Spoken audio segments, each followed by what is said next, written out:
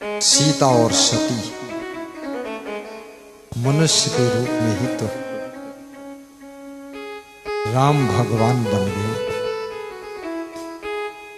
रावण के 10 शीश है वो राक्षस बन गए, राम के 1 शीश है भगवान बन गए।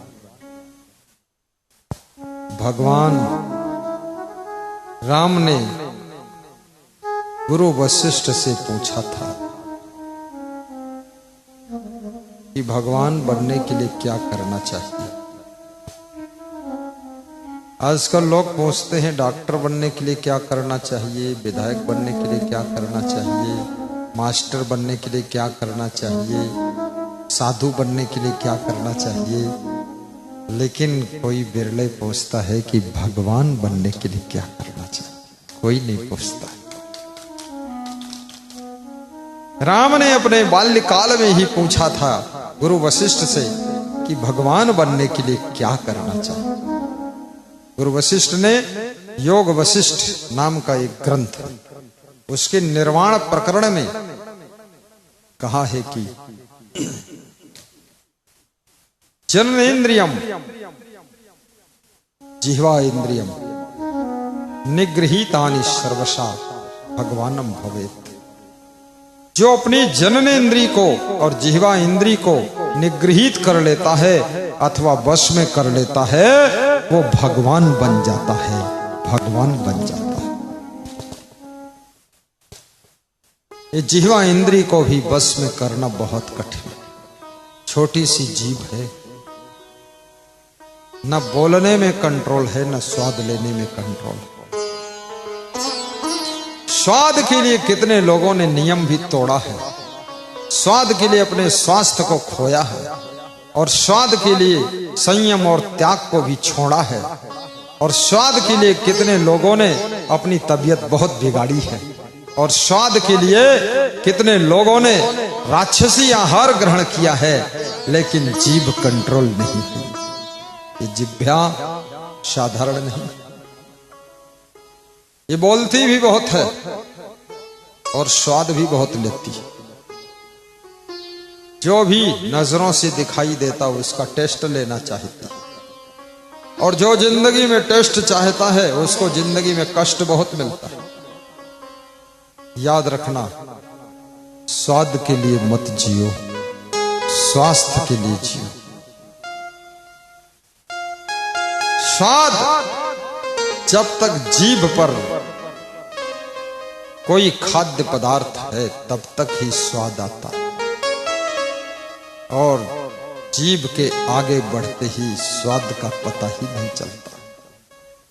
इसलिए जिन चीजों को खाने से स्वास्थ्य खराब होता है उन चीजों को खाना बंद करें। जिनकी संगत से मन खराब होता है उनकी संगत छोड़िए।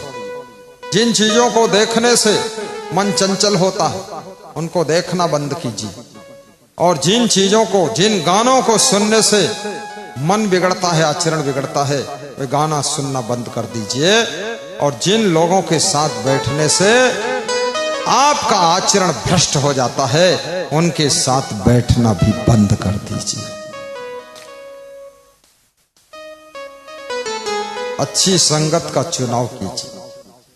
सत्संगत से सुख उपजे, कुसंगत से दुख होए, कहें कबीर तह जाइए जहां अपनी संगत हो। संगत का बहुत बड़ा प्रभाव होता है। जैसा संग वैसा रंग, जैसा रंग वैसा ढंग। इसलिए याद रखना, कपड़े को जैसा संग मिले, मानव को, कपड़े को जैसा रंग मिले, मानव को जैसा संग मिले, वह उसी रंग में रंगता है। जीवन का कड़-कड़ खिलता है, जीवन का कड़-कड़ खिलता है।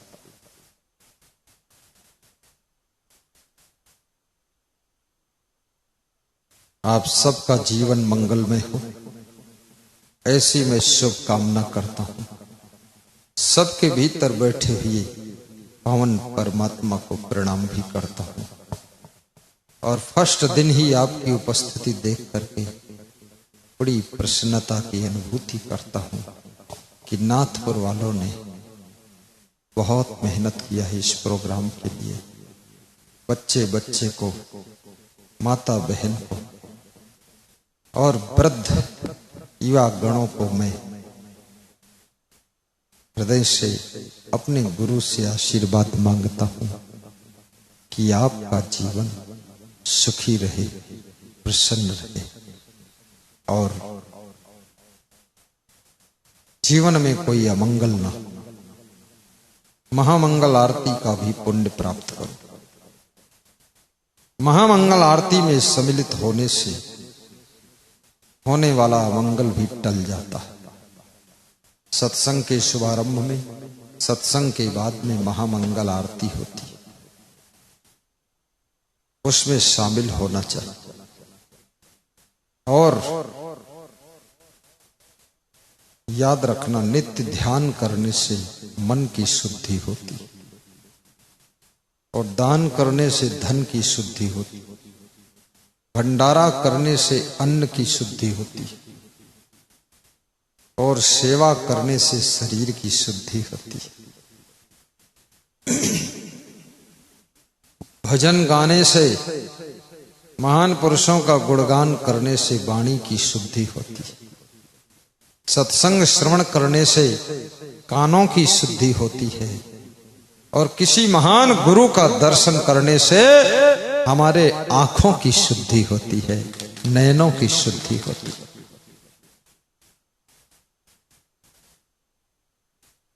हाँ, बढ़ा रहा।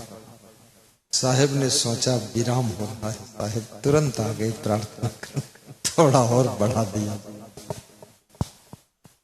बिल्कुल बढ़ाऊंगा, क्योंकि हम 25 महात्मा हैं, ये 5000 लोग पकड़ लेंगे जबरदस्ती और रात भर और रहना है। फिर वो राकेश सिंह रहने भी नहीं देगा, आधी रात को निकाल कर सड़क पर झोला वाला फेंक देगा, बोला निकलो बाहर, प्रवचन नहीं बढ़ाया तुमने, चलो तुम बढ़ो यहां से। खैर ऐसा तो नहीं करेंगे, लेकिन फिर भी सत्संग तो सुनाना ही चाहिए गुरु को पर्याप्त, क्योंकि बड़ी दूर से लोग मेहनत करके आए हैं, बहुत सब मन भाव लेकर के गुरु जी की वाणी सुनेंगे। लोग थोड़ा देर में आए हैं, क्योंकि लोगों को पता है गुरु जी भी थोड़ा देर को ही आते हैं, आधा घंटा बाद। लेकिन आज मैं 15-20 मिनट बिफोर आया, यहाँ कोई था ही नहीं, केवल हम थे और आयोजक भक्त थे, ढोल वाले थे और हम थे, पुलिस वाले और 10-20 लोग और थे। तो मैंने सोचा कि आज जाकर बाजी मार पाए। हमारा प्रबंधक बार बार मेरे से कहता था, ये देर क्यों करते हो। पिछले गांव में वो खुद स्पेशल गए थे यहाँ मंडप से यही बताने